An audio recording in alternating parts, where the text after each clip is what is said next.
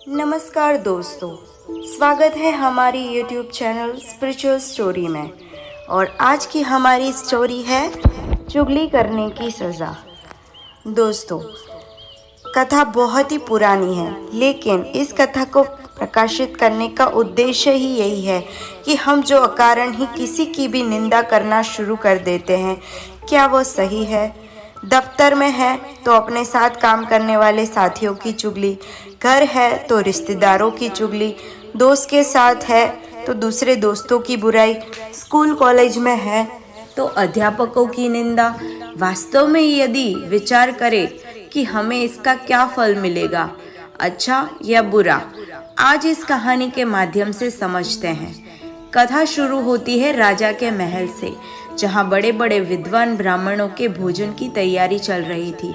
राजा भी स्वयं को बड़भागी समझ प्रसन्न हो रहा था कि उसके महल में आज उच्च कोटि के विद्वान और ब्राह्मण एक साथ भोज के लिए पधार रहे हैं। उधर रसोइये खुले आकाश में ब्राह्मणों के भोजन के लिए तरह तरह के पकवान और मिष्ठान बना रहे थे, जिनकी खुशबू पूरे महल में फैल रही थी। अचानक एक चील तेज रफ्तार से आसमान में उड़ती जा रही थी। उसके पंजों में एक जहरीला सांप दबा हुआ था, जो बार बार चील के नुकीले पंजों से बाहर निकलने का प्रयास करते हुए फूंफार रहा था। ऐसा कई बार करते हुए सांप के मुंह से जहर की कुछ बूंदें ठीक नीचे बन रहे खाने में जा गिरती है। खाना बना रहे किसी भी रसोइये को सांप के जहर का खाने में गिर जाने का कोई आभास तक नहीं होता। कुछ समय बाद वही खाना सभी ब्राह्मणों को परोस दिया जाता है। जहर इतना तेज था कि खाना खाते ही सभी ब्राह्मणों की मृत्यु हो गई। राजा को जब दुखद घटना का पता चला तो उसे ब्रह्म हत्या का पाप जाना। राजा दुखी हो पड़ा। अब निर्णय धर्मराज यमराज को लेना था। आखिर इतने सारे ब्राह्मणों की हत्या का दोष किसके सर मढ़ा जाए? कौन है असली दोषी? क्या उस राजा के सिर जिसने सभी ब्राह्मणों को भोजन पर निमंत्रित किया, या फिर उन रसोइयों को जो ब्राह्मणों के लिए खाना बना रहे थे और जिन्हें ज्ञात ही नहीं था कि भोजन के पात्र में सांप का जहर गिर चुका है? यमराज ने विचार किया तो हत्या का दोष राजा और रसोइये में से किसी के भी हिस्से में नहीं जाता। अब बचे सांप और वो चील, जो सांप को अपना भोजन बनाने के लिए इतनी मेहनत कर रही थी। यमराज की दृष्टि में वह भी दोषी नहीं। अब बचा वह जहरीला सांप, जो चील के पंजों से बचने के लिए बार बार फूंफार रहा था। उसी फूंफार के साथ जहर की कुछ बूंदें सांप के मुंह से निकलकर खाने में जा गिरी और भोजन पर आए ब्राह्मणों की मौत हो गई। तो क्या यमराज की दृष्टि में वह सांप भी असली दोषी है?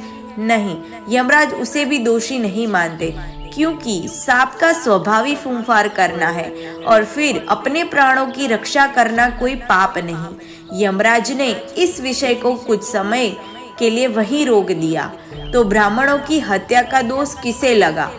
थोड़े दिन बाद फिर एक दिन कुछ ब्राह्मण देव राजा से भेंट के लिए एक महिला से महल का मार्ग पूछने लगे।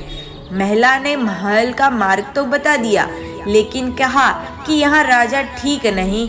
अभी कुछ दिन पहले खाने में जहर देकर आप ही के जैसे निर्दोष ब्राह्मणों को मृत्यु दंड दे दिया।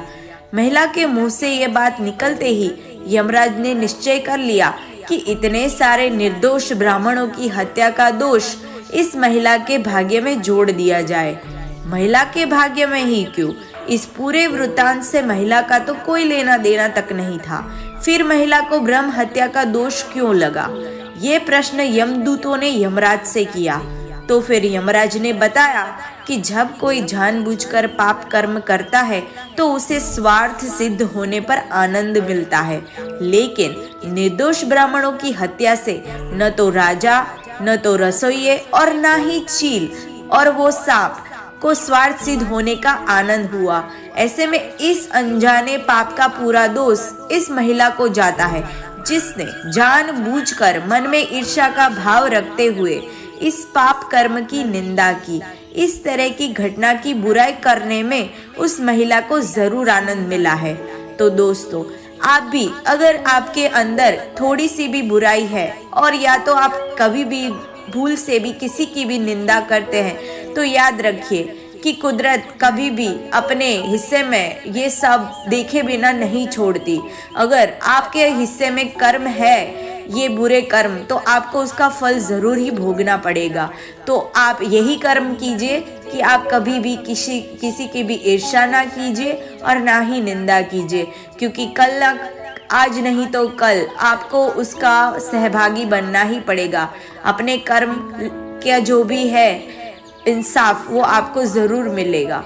तो अगर आपके अंदर भी कोई बुराई है तो आपको उस पर काम करके उसको अपनी जीवन से अलविदा करना चाहिए। मिलते हैं अगली कहानी में, तब तक के लिए धन्यवाद।